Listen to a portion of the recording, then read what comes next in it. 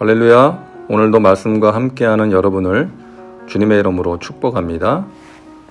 오늘 말씀은 창세기 26장입니다. 먼저 말씀 개요입니다. 1절부터 11절은 흉년이 들어 그랄로 이주한 이삭이 아내 리브가를 누이라고 말하는 이야기입니다. 아버지 아브라함도 흉년이 왔을 때 애굽으로 내려갔고 애굽에서 그리고 그 후에 그랄에서 아내를 누이라고 말했던 적이 있었는데 이삭도 비슷한 경험을 합니다. 12절부터 22절은 하나님의 복을 받아서 거부가 된 이삭이 그를 시기하는 블레셋 사람들과 운물로 인해 갈등을 겪는 이야기입니다. 이삭은 운물을 빼앗는 블레셋 사람들과 맞서 싸우지 않고 다른 곳에 가서 운물을 팝니다. 23절부터 33절은 이삭이 아비멜렉과 평화 조약을 맺는 장면입니다.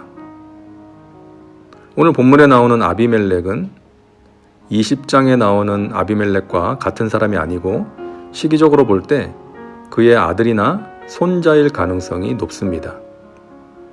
아비멜렉은 개인의 이름이 아니라 블레셋 왕의 호칭이라고 했던 것 기억하시죠? 34절과 35절은 에서의 이방인 아내들로 인한 이삭과 리브가의 근심을 다룹니다. 다음은 말씀 묵상입니다.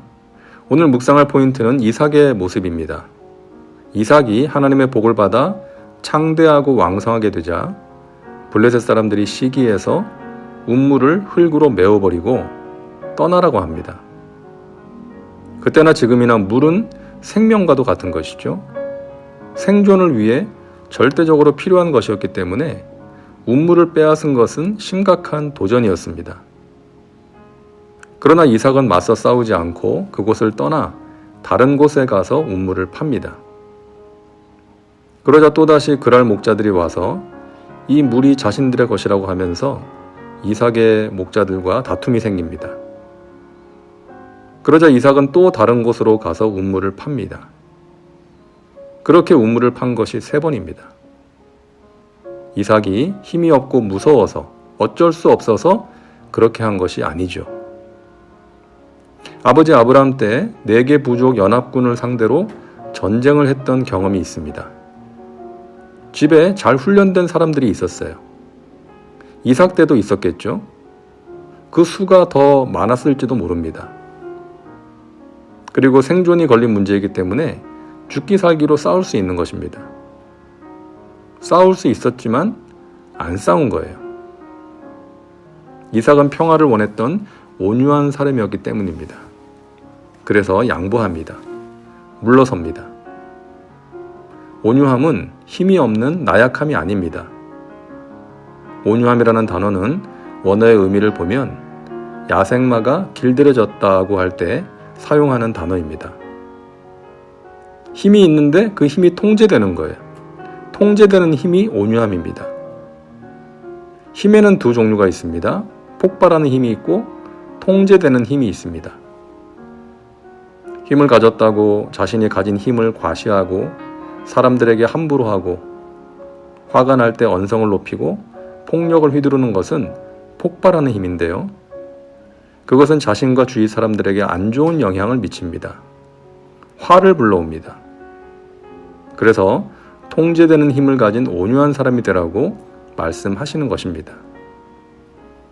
우리는 약한 사람이 아니라 온유한 사람이 되어야 합니다. 힘이 있지만 그 힘이 성령에 의해서 통제될 수 있어야 합니다. 그럴 때 진정한 승리자가 될 수 있고 하나님이 주시는 복을 받을 수가 있고 주위 사람들에게 선한 영향을 끼칠 수가 있는 것입니다. 아비멜렉이 보니까 이삭이 뭔가 다른 거예요. 싸울 수 있는데 양보하고 하나님이 주시는 복을 받는 것이죠. 그러자 이삭을 찾아와서 말합니다. 28절과 29절을 보면 야훼께서 너와 함께 계심을 우리가 분명히 보았다. 그러니까 우리 평화 조약을 맺고 앞으로 싸우지 말자. 너는 야훼께 복을 받은 자니라. 온유한 이삭, 양보하고 물러섰던 이삭이 결국 승리한 것입니다. 또 한 가지 생각할 것은 22절입니다.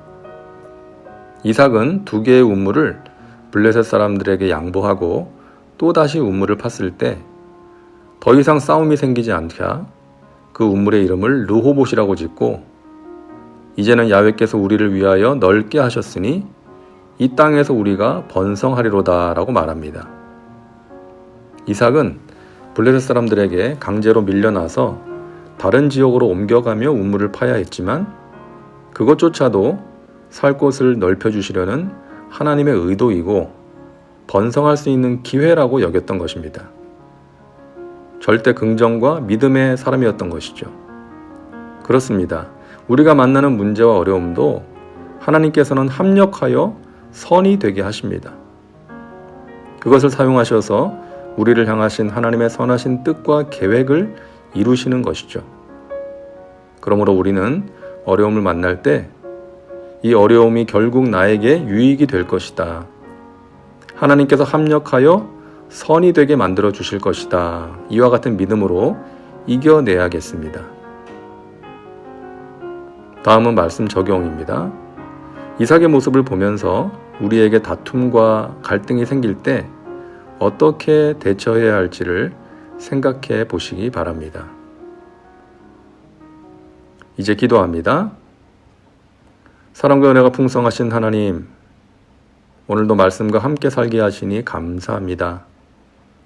우리가 살면서 갈등과 다툼이 생길 때 이삭과 같이 양보하고 물러설 수 있는 온유함을 주셔서 진정한 승리자가 되게 하여 주옵소서.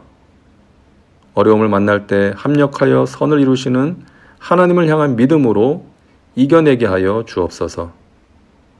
코로나19로부터 저희들을 지켜주시고 이 땅의 교회들이 세상을 향한 선한 영향력을 회복할 수 있게 하여 주옵소서. 날마다 우리를 품 안에 품어주시는 예수님의 이름으로 기도하옵나이다. 아멘. 오늘도 말씀과 함께 복된 하루 되시기 바랍니다. 사랑하고 축복합니다.